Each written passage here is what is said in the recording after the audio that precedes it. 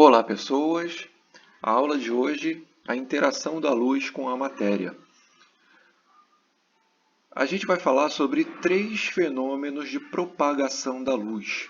Quando a luz está se propagando num meio e atinge a superfície de separação entre dois meios, 3 fenômenos de propagação podem acontecer.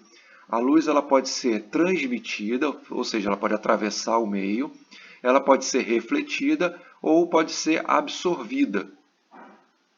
Os 3 acontecem ao mesmo tempo. A gente vai ter a predominância de um efeito, de um fenômeno em relação ao outro, dependendo da superfície que a gente está trabalhando. Então, quando a luz encontra um vidro, por exemplo, o vidro ele é transparente à luz. Então, a maior parte da luz atravessa o vidro. Uma outra parte é refletida, porque a gente consegue enxergar onde está o vidro. Numa superfície branca, por exemplo, a maior parte da luz ela é refletida. É a mesma coisa que acontece num espelho, só que não é uma reflexão regular, é uma reflexão difusa. Tá? Mas uma parte da luz também é absorvida, porque a parede é opaca, por exemplo. E o chão, por exemplo, se a gente tivesse um chão mais escuro aqui no caso, quando a luz atingisse a superfície, boa parte dela seria absorvida, embora parte também seja refletida. Então, resumindo, a reflexão é um fenômeno de superfície, a reflexão sempre vai existir.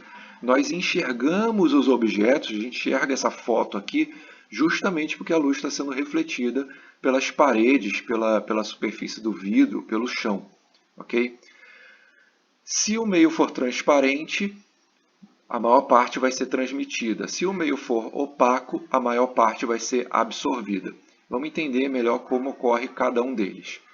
Lembrando que eu chamo de luz o espectro visível da luz, ou seja, comprimentos de onda que vão lá de 4 vezes 10 a menos 7 metros até 7,5 comprimentos de onda, ou na escala de frequência, das mais altas frequências para as mais baixas frequências da luz visível. Então, para os nossos olhos, alta frequência e baixo comprimento de onda violeta, o inverso, alto comprimento de onda e baixa frequência, o vermelho. Ok? Então, como ocorre a absorção de luz? A absorção ocorre da seguinte forma. A luz incidente na superfície ela é uma onda eletromagnética. Então, ela vai fazer com que a carga elétrica aqui da superfície do meio vibre, porque o átomo possui carga elétrica. Você tem uma distribuição de carga elétrica no átomo. Ok? Lembra? Núcleo, eletrosfera. Se essa frequência de incidência da luz for igual à frequência natural de vibração das cargas do átomo, lembra lá que as cargas no átomo não estão estáticas. As cargas no átomo elas são dinâmicas, elas estão se movendo, elas estão vibrando. Se eu tiver a frequência da onda incidente da mesma frequência de vibração natural do átomo que compõe a superfície, ocorre o que a gente chama de ressonância. Isso é, o átomo ele vai absorver essa onda aqui, essa onda vai fazer com que o átomo vibre na frequência que a onda está incidindo com amplitude máxima. Essa vibração vai absorver toda a energia da onda e vai ser convertida em temperatura. Então é por isso que a superfície aquece. Então, se você pega um objeto e expõe à luz do Sol, eventualmente ele vai aquecer. Embora parte da luz esteja sendo refletida. E por que parte é refletida? Porque nem toda a onda incidente, nem toda a luz incidente vai estar na mesma frequência natural de vibração dos átomos que estão ali no material.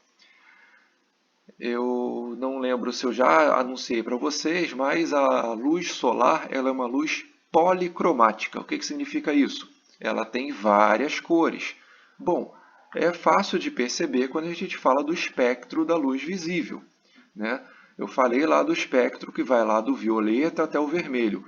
O nosso olho, quando recebe a luz solar, ele não distingue isso daqui. A gente precisa fazer a luz solar passar por um prisma ou por uma rede de difração para poder separar essas frequências e conseguir distinguir cada uma das frequências numa cor diferente. Então, não sei se vocês me entenderam, vou repetir. A luz solar ela é um misto de frequências.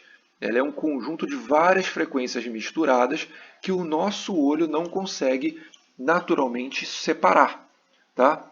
Então, eventualmente, uma daquelas frequências vai causar ressonância nos átomos de uma superfície e vai ser absorvida. E as outras? As outras são refletidas, porque elas não têm a mesma frequência de vibração dos átomos. Então, é o que acontece aqui, ó, reflexão.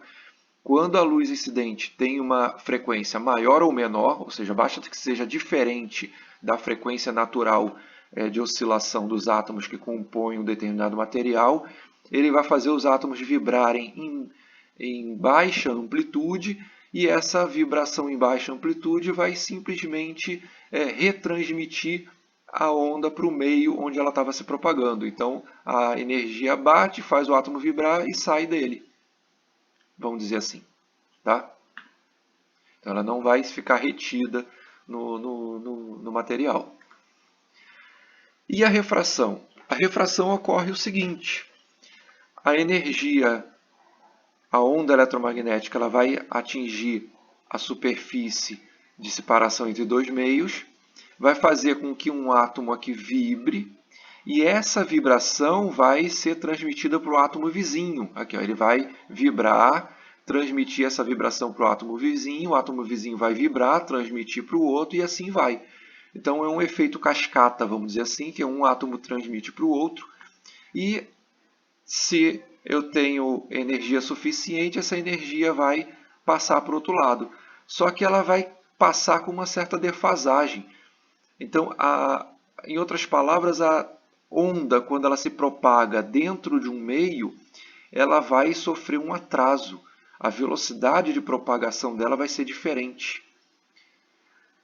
Essa diferença na velocidade de propagação a gente chama de refração. E a onda ela vai sair aqui, ó, do outro lado com um desvio. Então, repara que ela estava vindo numa direção, está aqui, ó, estava vindo numa direção, e ela vai sair numa direção um pouco diferente. Então, repara aqui na setinha, se você traçar uma reta aqui, ó, imagina uma reta aqui, tá? Tem uma direção, e aqui ó, essa ondinha está numa direção um pouquinho diferente da original. Isso a gente chama de refração, ok? Para quem tem o livro, página 131, para quem não tem, acompanha aqui, né, os exercícios resolvidos. Ele faz duas perguntas. O que determina a frequência natural de vibração de um corpo? É a frequência com que os átomos vibram. Lembra que os átomos são entidades, são partículas dinâmicas, eles estão em movimento. Então, eles têm frequência de vibração. Tá, ok? E o que acontece com o comprimento de onda de uma radiação que, vinda do ar, refrata numa placa de vidro e retorna ao ar? Bom, ela sofre um atraso lá dentro da placa de vidro, conforme eu já falei para vocês. Mas quando ela retorna para o ar, ela volta para as condições iniciais que ela estava. Ela volta para o mesmo comprimento de onda, para a mesma frequência. Ok? Ela sofre um desvio na sua direção de propagação. É isso só. Tá? Então, dentro do material, ela vai mudar de velocidade de propagação, vai mudar também de comprimento de onda, depois a gente vê isso com mais detalhes, o que acontece dentro do material, mas quando ela sai, ela volta para as condições que ela tinha originalmente. Lembra que eu já falei para vocês que a velocidade de propagação de uma onda depende do meio. Então, só voltando aqui na figura.